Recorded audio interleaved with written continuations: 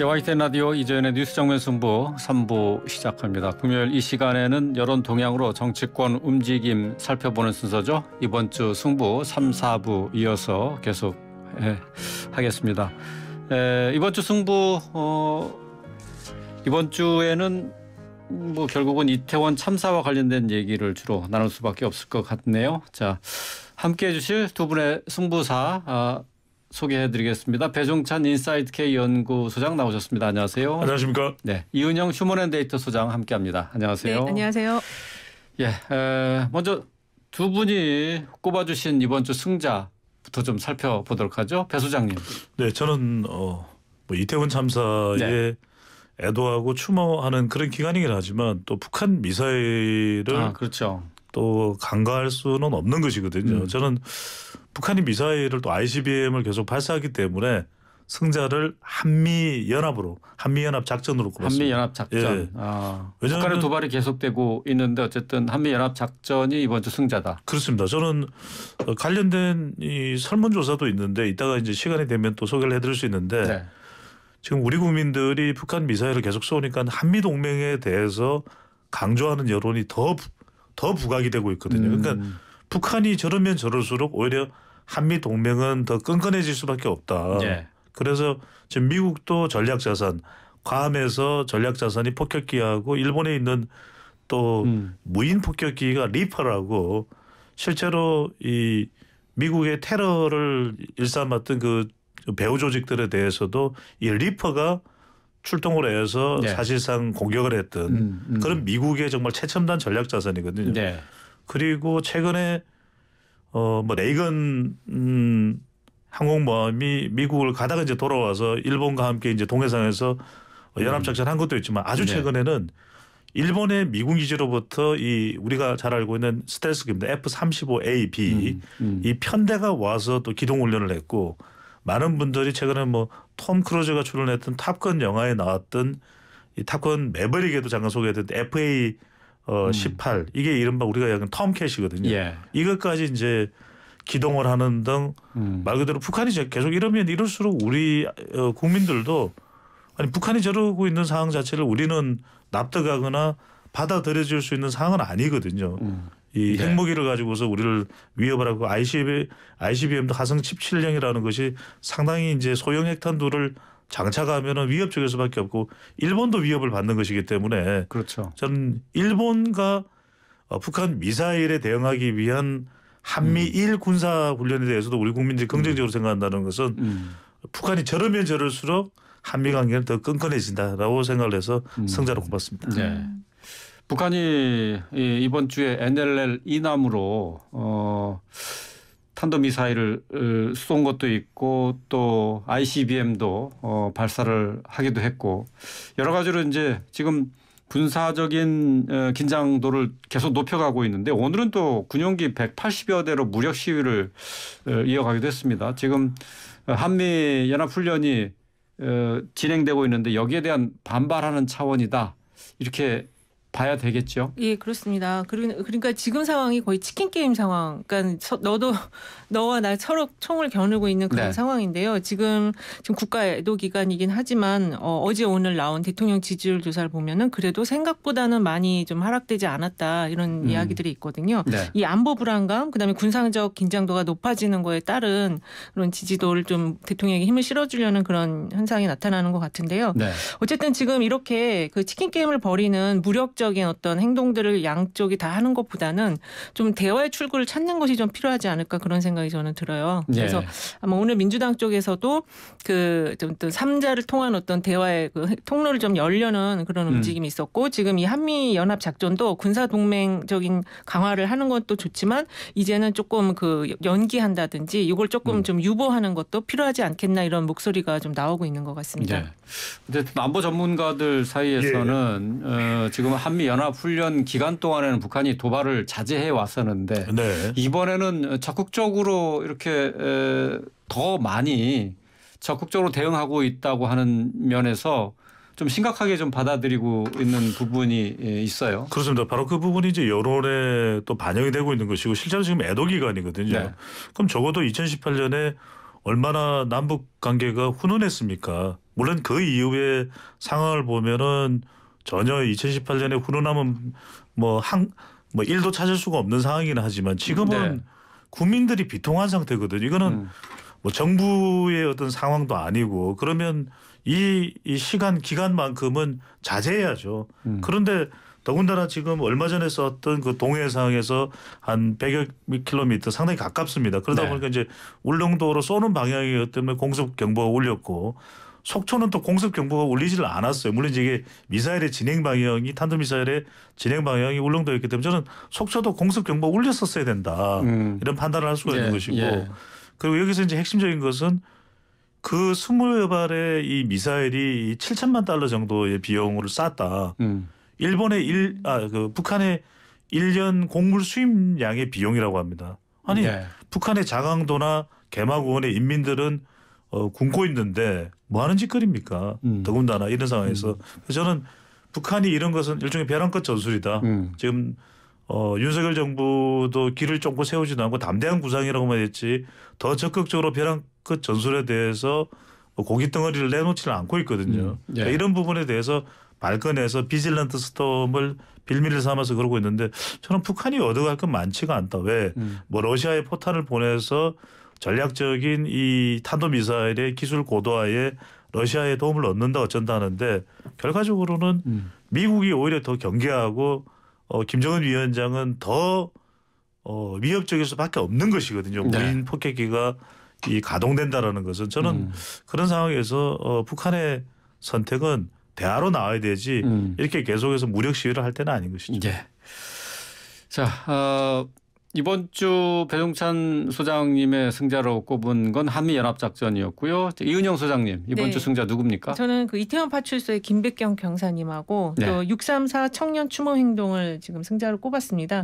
일단은 어저께 이제 이 김백경 경사님에 대한 그 인터뷰들이 많이 YTN에서도 했었고요. 보도가 이제 많이 나오고 있죠. 그걸 봤는데 상당히 그 자책을 많이 하시더라고요. 그리고 그 이제 영상 촬영된 거와 관련해서 자신만 그렇게 영상에서 좀 부각이 된 것 같은데 그렇지 않았다. 다른 동료 경찰관과 시민들의 도움이 있었다는 걸 강조를 하시는데 그 확성기를 안 가져간 거에 굉장히 자책을 하셔서 정말 저도 방송이나마 그렇게 하실 필요는 없다. 정말 최선을 다해 주셨고 감사하다. 그런 응원의 메시지를 보내고 싶어서 김백경 경사님을 꼽았고요.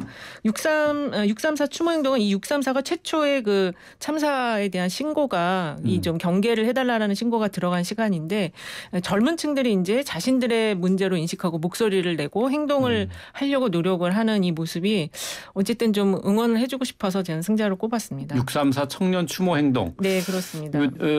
정치권에 있는 젊은이들이죠. 일단은 그 진보당하고 그다음에 민주당 쪽에서도 청년들이 이제 모임을 좀 지금 구성을 하고 있고요.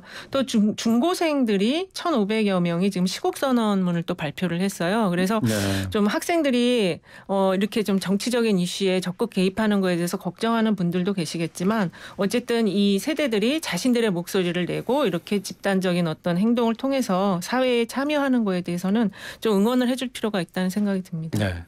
저도 공감합니다.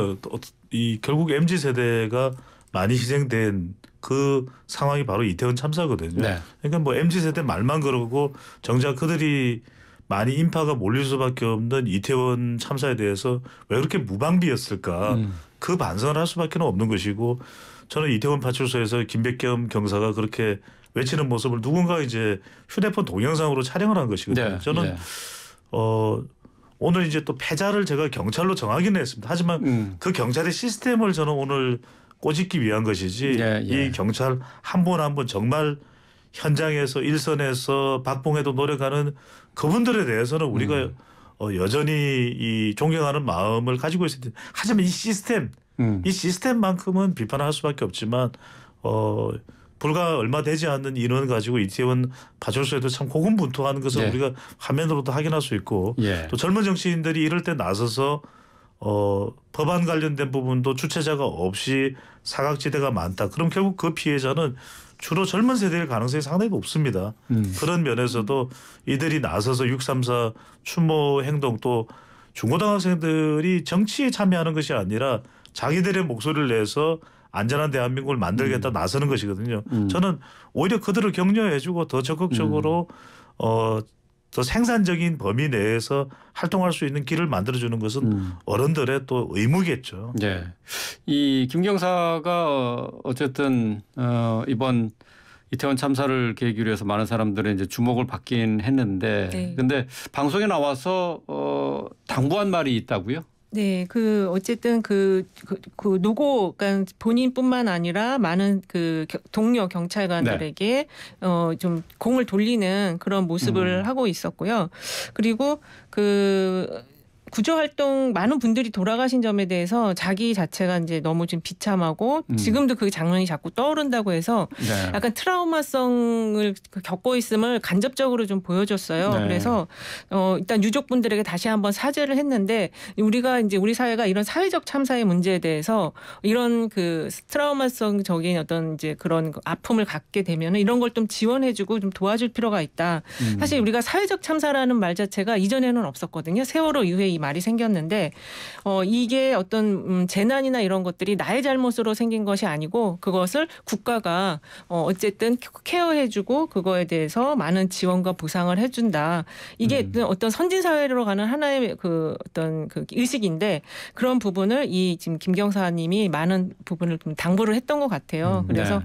저는 이제 이분을 좀 꼽았고 특히 오늘 또 용해인 기본소득당 의원이 경찰국 축소법안도 발의를 했고 또 행안부에서 자기 목소리 내는 그런 모습도 보여서 전체적으로 좀 젊은 세대, 이 경사님 한 30대 초반이었거든요. 네. 그래서 이분들에게 좀 응원을 해주고 사실 지금 일각에서는 이 사안에 대해서 개인의 잘못이었던 거 아니냐라는 시각도 있고 이 참사 자체를 좀 정치적으로 이용하는 거 아니냐라는 부정적인 의견도 있긴 있어요. 하지만 우리가 이 사회적 참사에 대해서 좀 우리가 조금 더 공적으로 지원을 하는 거에 대해서 마음을 좀 더 넓게 써야 된다. 그런 생각이 들었습니다. 예, 알겠습니다. 자, 두 분의 이번 주 승자 살펴봤는데요.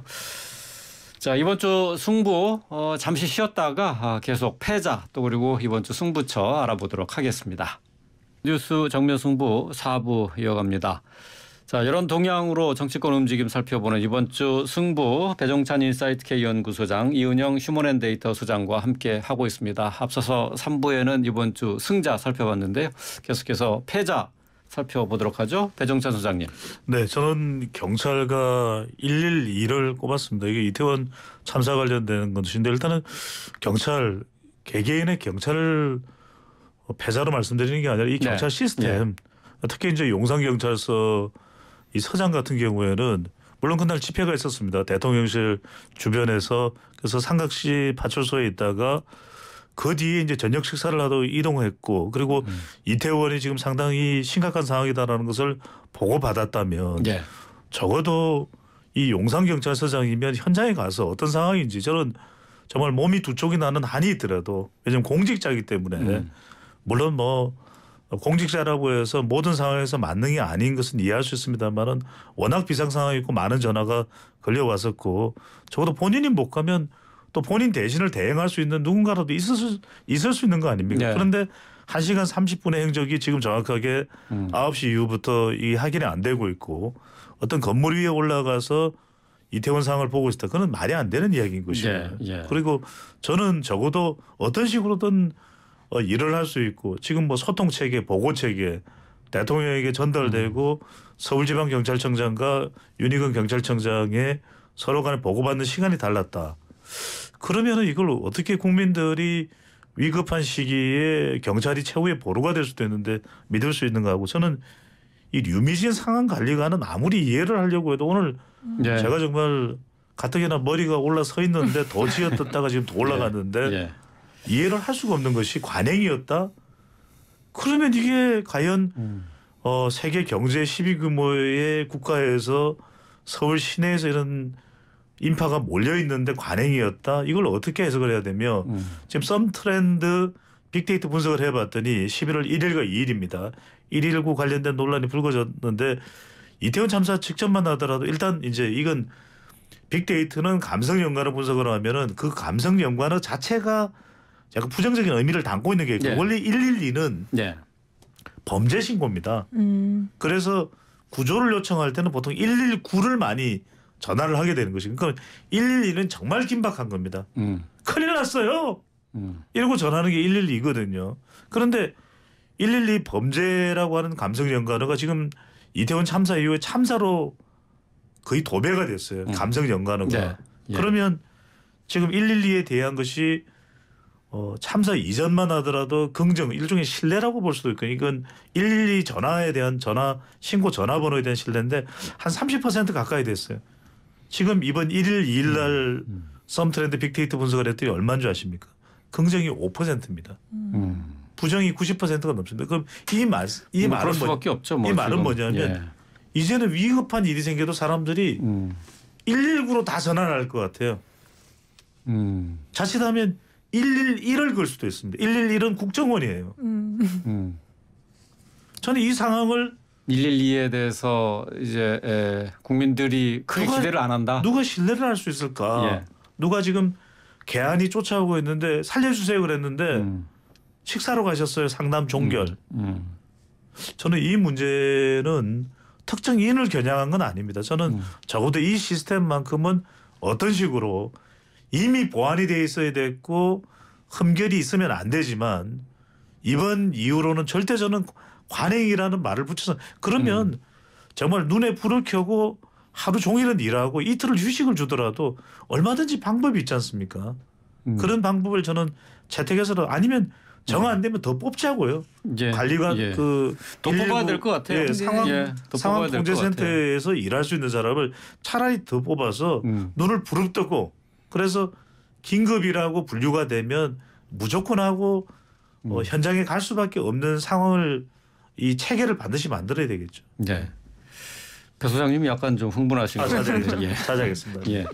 어쨌든 뭐 경찰 지휘부의 움직임에 대해서 의문을 갖게 될 수밖에 없습니다. 네, 지금 보면은 그렇습니다. 상황실 근무도 제대로 하지 않았고 용산서장 또 뭐 서울청 또 윤희건 경찰청장 다 이해가 안 되는 그 행동들이 많아요. 예. 그 현장에 기동대 배치를 요구했는데 이것도 묵살됐고 말이죠. 그렇죠. 예. 그리고 그 무정차도 요구를 했다고 하는데 그것도 진행이 네. 안 됐거든요. 그래서 여러 가지가 지금 이 보고 체계와 관련해서 국가재난 그 대응 시스템의 보고 체계와 관련한 문제가 있었고 제일 큰 건 아까 소장님이 지적하신 아랫단에서 위로 올라가는 보고 체계가 지금 거꾸로 됐다. 인지 순서가 대통령이 네. 가장 예. 먼저 인지하고 밑으로 내려온 부분이 있고요. 그리고 우리가 사회적 참사가 사실 90년대도 굉장히 많았거든요. 그리고 최마지막에는 이제 2014년 세월호 참사 때 제일 컸었는데 그 이후로 이런 것들을 시스템을 위기관리 매뉴얼부터 해서 굉장히 많이 다 보완이 됐음에도 불구하고 이번에 다 무용지물이 됐다라는 게 그게 너무 참 답답한 현실인 것 같아요. 네. 그래서 어쨌든 저도 같은 의미에서 국가재난 대응 시스템을 좀 뽑았고요. 네, 이번 주 패자죠. 네, 예, 그렇습니다. 그래서 그 보고 체계가 지금 어떻게 됐는지 상황과 체계가 지금 그 분리가 되어서 아까 말씀하신 112가 그 상황 쪽으로 연결이 안 됐다는 부분이 원인을 반드시 밝혀야 될 것 같고요. 네. 그다음에 그 경찰 인력 운영과 관련해서도 지금 마약 수사에 인력이 많이 투입이 돼서 이 안전 쪽에 좀 투입이 덜 됐다라는 지적이 있거든요. 그래서 네. 이 부분도 이게 제보를 받고서 마약 수사가 들어간 건지부터 해서 차근차근 좀 검증이 필요한데 지금 이 초동 단계 수사를 경찰청이 특수본에서 하고 있는데 지금 말씀하신 여러 이게 빈 구멍들은 어디서 이거를 이제 밝혀낼 것인가. 그게 결국 이제 지금 국정조사로 갈 것이냐 특검으로 갈 것이냐인데 국정조사에 대해서 지금 여당이 일단은 수사가 진행 중이니까 지켜보자라고 하고 있어서. 네, 예, 그렇죠. 근데 이 초동 수사는 지금 언론에 보도된 거에 의하면 거의 이제 좀 많이 좀 수사는 된 것 같거든요. 그래서 이걸 좀 빨리 이제 더 수사가 더 나올 것들이 있는지는 모르겠어요. 이제 이 빈 구석들 그 90분 뭐 했냐. 왜 그 지금 윤희근 청장은 그럼 왜 이렇게 늦게 받았냐. 이런 네. 부분은 국정조사를 통해서 빨리 좀 밝혀내야 될 것 같고 책임자 처벌이 이어져야 될 것 같습니다. 이현정 선생님 말씀 잘하셨는데 저는 이 이태원 참사가 인사 참사 또 소통 참사라는 말씀을 드리지 않을 수가 없는 것이 결국은 누가 그 자리에 가 있느냐가 상당히 중요할 수밖에 없거든요. 지금 행정안전부는 부처의 이름 중에서 지금 안전이 들어가 있는 유일한 가장 최전선에서 안전을 전담하는 국무위원이고 장관은 그리고 관련 전문가들로 구성이 되어 있는데 실제로도 지금 보면 중앙재난안전상황실장만 거의 전문가로 볼 수 있고 나머지 관료들은 아주 이 분야에 첨단의 또 전문성을 가지고 있는 사람이라고 보기가 쉽지는 않습니다. 네. 그래서 이 부분들 저는 그 적임자가 선출직이든 임명직이든 가 있었다면 적어도 이 시점에 29일과 30일, 31일까지는 물론 이제 이번의 경우에는 30일까지가 일요일이기 때문에 28, 29, 30일은 상당히 이태원이 혼잡할 수밖에 없다. 13만이라는 인파라는 게 실제 우리가 인구 분포 분석을 해보면 경상남도 통영 전체 인구와 맞먹는 숫자입니다. 그러면 그 인파가 이 좁은 골목에 집중이 됐다. 통영이라고 하는 도시는 전체 면적이 240제곱킬로미터예요. 그런데 이 이태원은 불과 그 골목은 약 한 35에서 실평수로 따지면은 뭐 40평이 채 안 될 정도거든요. 네. 그렇다면 그 좁은 땅 내에서 인파가 움직이는 것은 위험할 수밖에 없는 겁니다. 그걸 감지할 수 있는 이 예지할 수 있는 전문가가 그것을 누군가는 통솔을 하고 있어야 되는 것이고 두 번째 말씀은 짧게 드리면 이 대통령이 더 빨리 알 수밖에 없는 것은 전달 경로가 달랐던 거예요. 소방청에서 그렇죠. 신고된 내용을 이게 지난번에 홍수와 관련된 재난 대응 때 이제 제기가 돼서 그 국정상황실정 쪽으로 이제 대통령실입니다. 연결됐고 대통령이 보고를 받은 것인데 그러면 이 국정상황실이라도 빨리 이 경찰청하고 공유를 했었어야 되는 거죠. 어떤 식으로든 통합 시스템을 이용해서 경찰은 경찰만대로 따로 가다 보니까 이게 연결이 안 되거든요. 112는 서울 경찰청으로 연결돼서 오히려 하달되는 방식입니다. 그렇다면 이것도 112가 들어오는 순간 그 해당 지역과 관련된 부분이 버튼을 누르면 아예 그 용산경찰서나 이태원 파출소도 바로 감지를 할 수 있도록 저는 그런 시스템이 어느 정도 기술적으로 확보되어 있는데 이번에 이용이 안 됐다. 저는 IT 강국이라고 그러면서 왜 그랬을까. 문자도 적어도 이태원에 나가 있는 그 많은 사람들한테 빨리 6시 7시라도 우리 왜 긴급 재난 문자 보내지 않습니까. 그렇죠. 지진이 발생하고 이러면 그 문자라도 보내서 지금 인파가 너무 많다. 상당히 조심을 해야 될 필요가 있다. 지금 그 관리 통제가 쉽지 않다. 그렇게 했었어야 되는 거 아닌가라는 생각이. 뭐 이은영 소장님이 꼽아주신 것처럼 이번 주 패자가 이제 국가재난대응 시스템인데 이 국가재난대응 시스템 이 전체를 다시 한번 돌아보고 점검해서 다시 개혁 수준으로 다시 한번 확 뒤집어 봐서 이게 도대체 뭐가 문제인지 이걸 철저히 규명하는 절차를 가져야 될 것 같아요. 맞습니다. 지금 우리 정부 부처 가장 큰 문제는 이제 역량은 뛰어난데 이게 칸막이가 돼 있다 보니까 이게 되게 복잡하게 돼 있어요. 근데 이제 이번 기회를 계기로 해서 이걸 좀 통합하는 시스템으로 운영하고 뭐 이제 IT를 적극적으로 더 활용하는 것도 좀 필요할 것 같습니다. 세월호 사고가 있었는데 왜 여태까지 그러면 그게 정비가 안 된 거죠? 그러니까 정비해놨다고 하고 많은 돈을 들여서 했다는데 이게 사용할 줄 모른다 이런 얘기가 나오니까 맞습니다. 더 답답한 거죠. 상당히 지금. 많은 비용을 들였고 행정안전부의 통합 시스템인데 그러니까요. 아직까지 그 운용에 있어서 익숙한 정도의 인력 육성이 안 돼 있다라는 게 이제 지금 설명인데 그걸 빨리 했었어야죠. 그리고 이번에 그 2단계에서 행안부 장관이 그 재난 문자를 못 받았다고 하더라고요. 그 명단에 빠져가지고 그래서 그런 부분도 그 못 받은 이유에 대해서도 좀 밝혀낼 필요가 있을 것 같아요. 일반 국민이 받는 그 문자를 못 받았다고요? 내부, 그 행안부 자체 행안부 내에서 내부에. 이제 1단계, 2단계 그 자체 발송 문자가 있는데 장관이 2단계는 들어가야 되는데 지금 장관이 빠졌대요. 그러니까 대통령보다 늦게 받은 거죠. 여러 가지로 이게 살펴봐야 될 부분이 많습니다. 너무 많아요. 이번에 그 대형 참사를 겪으면서 우리 국가 재난 시스템, 방제 시스템이 어떻게 돼 있는 이렇게 허술한가 하는 생각을 많은 분들이 하셨을 것 같아요. 자, 계속해서 이번 주 승부처 그러면 꼽아볼까요? 이은영 소장님부터. 네, 저는 대통령 사과와 이태원 참사 국정조사를 꼽았습니다.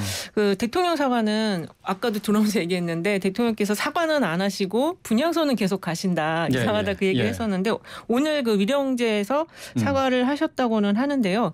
그 사과 방식이 그렇게 이제 행사장에서 하시는 그런 말씀보다는 정식적으로 대국민 담화문을 통해서 무엇을 바꿀 지금 앵커님께서 말씀하신 무엇을 개혁할 것인가에 대한 부분과 진솔한 사과가 있어야 될 것 같습니다.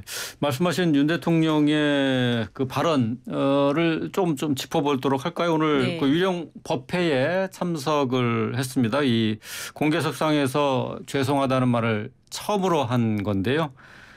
국민 생명과 안전을 책임져야 하는 대통령으로서 비통하고 죄송한 마음이다라고 이렇게 얘기를 했습니다. 그런데 대통령실에서는 이제 브리핑을 통해서 국가가 제대로 지켜드리지 못해 대통령으로서 죄송하다 하고 한 발언이 있었다고 해요. 지난 1일이니까 화요일 날 공개된 장소는 아닌 거죠. 예. 그렇게 얘기를 했는데 사과 발언과는 좀 다른 겁니까? 그렇습니다. 이제 공식화할 필요가 있는지 여부에 대한 부분인데 결국에는 이제 국민들에게 어떻게 전달될 수 있을 건데 대통령이 그래도 이제 사과의 취지와 마음을 담고 있다는 것은 분명한데 역대 대통령의 사례를 보는 것이 중요할 것 같습니다. 그러니까 김대중 전 대통령은 화성 시랜드 화재가 있었고 김영삼 대통령의 경우에는 여러 건이 있었죠. 서해 해리도 있었고 성수대교도 있고 그때 네.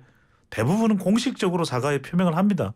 최대한 빠른 시간 내에. 네. 특히 이제 김대중 전 대통령의 경우에는 6월 30일에 있었던 화성 시랜드에 대해서 바로 그 다음 날 그 상황에 대해서 전면적으로 국민들에게 미안하다라는 이야기를 하면서 수습을 하거든요. 그러니까 공식화의 이 기준인 것 같습니다. 그래서 국민들의 공감, 지금 망연자실에 있는 이 젊은 세대들의 마음을 또 닦아주고 눈물을 훔쳐주기 위해서는 대통령의 사과가 결코 그것이 뭐 대통령이 다 책임져라 네. 이렇게 요구받는 것은 아니거든요. 그런 만큼 공식적으로 윤석열 대통령도 지금 뭐 일각에서도 김건희 여사에 대해서 비판하는 목소리 나오면 저는 그래도 유가족들을 위로해주고 김건희 여사가 잘했다고 봐요. 그렇다면 오히려 이럴 때 대통령의 국정 운영에 대한 태도를 볼 수도 있기 때문에 공식화하는 것이 훨씬 공감대를 얻기는 좋은 방법이라고 봐야 되겠죠. 네. 그 공식화하는 과정에서 이제 경질성 인사가 항상 같이 있었거든요. 근데 지금은 그게 전혀 없고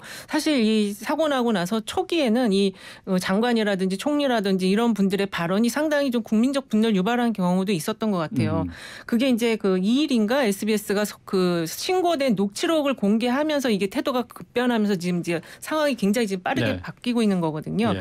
그러니까 이게 뭐가 나왔을 때 사과하는 것이 아니고 오늘도 대통령 사과에 관련해서 유가족이 근조를 대통령이 보낸 근조를 내동댕이 쳤다라는 기사가 나왔어요. 그래서 그것 속에서 연계된 것이 아닌가 이런 생각도 드는데 어쨌든 경질성 인사와 함께 그 공식적인 모습으로의 대국민 사과가 꼭 필요하다 그렇게 보고 있습니다. 이 소장님은 대통령 사과와 함께 이태원 참사 국정조사도 승부처로 꼽았는데 지금 국민의힘에서는 국정조사 지금 필요하지 않다. 먼저 그렇습니다. 수사 지켜봐야 된다 이렇게 입장을 정의를 했잖아요. 그렇습니다. 그 지금 이 국정조사가요 여야가 합의하지 않으면 이게 좀 진행되기가 어려운 걸로 네. 알고 있거든요. 그래서 지금 수사를 한 다음에 좀 해야 된다라고 하는데 수사는 지금 거의 많은 부분이 좀 진행이 된 것 같아요. 그리고 되게 이게 녹취록이 다 남는 지금 그 경우들이기 때문에 좀 빨리 마무리를 하고 지금 아까 우리가 짚었던 그런 그 좀 의문점이 많은 부분이 지금 되게 많아요. 전문가들이 볼 때. 네. 그런 그런데 부분이 이 필요합니다. 국정조사 관련해서 네. 국민의힘 김기현 의원이 국정조사 이거 이재명 대표의 방탄이다 이렇게 얘기를 하고 있거든요. 지금 네. 이재명 대표의 지금 수사나 관련돼 있는 대장동 재판도 진행되고 있기 때문에 이 시선을 돌리기 위한 것 아니냐 이렇게 지적하고 있어요. 그렇게 이제 국민의힘에서는 입장이 나오는데 가장 큰 이유는 이제 국정조사가 자칫 정쟁으로 흘러가지 않겠냐 네. 이런 부분들이 상당히 또 예상할 수 있습니다. 그러지를 않기를 바라는 것이 이제 일반 국민들의 마음이겠지만 국정조사를 하다 보면 여야가 만나서 이야기를 하게 되고 어떤 조건으로 진행을 하느냐 어떤 내용을 주로 이야기하게 되느냐 그러면은 얼마 전에 경찰발 동향을 탐색하는 문건 관련되는 부분들도 정보보고서가 있었죠. 정보보고서도 부각될 수밖에 없는 상황이거든요. 그래서 지금 국민의힘에서 이야기하고 있는 것은 일단 경찰 국가수사본부가 이제 독립적으로 대규모로 수사하고 있으니까 그 결과와 이것이 이제 부족하다고 할 때는 한동훈 장관은 이제 검수완박법을 이야기를 하면서 검찰 수사가 못하는 게 아쉽다. 그래서 또 차질이 있을 수 있다 이야기했지만 검찰이 또 보안 수사할 수 있습니다. 그래서 검찰의 보안 수사가 이루어지고 그래도 저는 국민들이 여전히 납득하지 못한다. 상당한 여론이 그렇다면 뭐 국정조사가 됐든 어떤 다른 수단이 동원이 될 텐데 일단 이 국정조사의 전제 조건은 정쟁으로 흘러가는 가서는 안 되겠죠. 이 사안 자체가 그 부분은 근데 국정조사 근데 어차피 국정조사를 하게 되면 네. 정쟁으로 흐를 수밖에 그러니까요. 없지 않습니까? 그 연장선상에 있는 것이 여기까지 포함해서 잠깐 말씀드리면 결국 이상민 장관에 대해서 박찬대 더불어민주당 최고위원이 경질이 아니라 파면을 요구했거든요. 파면. 근데 경질과 파면은 상당히 성격이 좀 다를 수 있습니다. 그런데 그렇죠. 윤석열 대통령이 죄를 묻는 것이 이제 파면인데 공직자에게. 근데 이상민 장관과 관련해서 여론도 상당히 지금 싸늘하거든요. 예. 뉴스 토마토가 미디어 토마토에 의뢰를 해서 지난 31일부터 이제 2일까지 조사입니다. 오늘 소개되는 모든 조사는 중앙선거 여론조사 또는 조사기관의 홈페이지에서 확인 가능한데요. 이상민 장관이 뭐 논란이 될 만한 발언을 한 것에 대해서 물론 이번 이 대원 참사에 대한 책임까지도 묻는 질문의 의미로 보입니다. 이 장관이 책임지고 물러나야 된다가 56.8% 거의 10명 중 6명 정도고요. 예.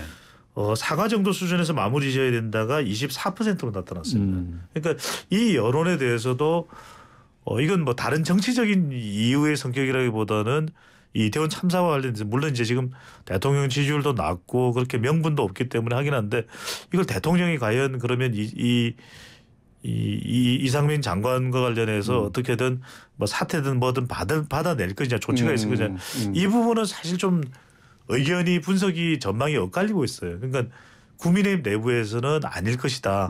하지만 이제 더불어민주당이나 지금 대체적인 여론이 지금 여론조사 결과를 봐도 대통령이 그렇게 하지 않는다면은 상당히 이 부정적인 여론이 더 확산될 것이다. 그래서 저는 이 부분이 상당히 중요한 앞으로의 대통령 국정 운영도 그렇고 여야 관계도 그렇고 분수령이 될 것으로 보입니다.